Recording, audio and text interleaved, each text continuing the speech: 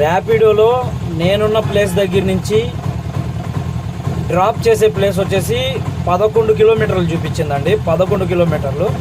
సరే 11 కిలోమీటర్లకి మళ్ళీ ఆటో వాళ్ళు అయితే ఎంత తీసుకుంటారు? 400 లేదా 350 ఎంతో కొంత మాట్లాడుకొని తీసుకెళ్ళిపోతారు. ర్యాపిడోలో నాకు చూపించింది ఎంత? 204 రూపాయలు. 204 రూపాయలు కదా, సరే పోనీలే అనేసి వెళ్ళే దారిలో షాపింగ్ అనేసి ఒక 10 నిమిషాలు ఆడ వెయిటింగ్.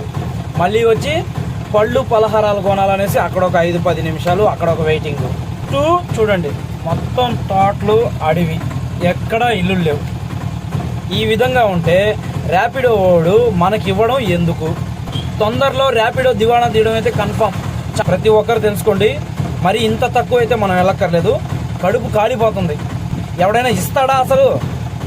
పోనీ ఇచ్చేవాడు చుట్టుపక్కల ఏమైనా మళ్ళీ రైట్స్ పడతాయా? ఇంత అడవిలోనా ఇచ్చేది? చూడు ఏడున్నా ఇల్లులు. అసలు 204 రూపాయలకి ఇచ్చేది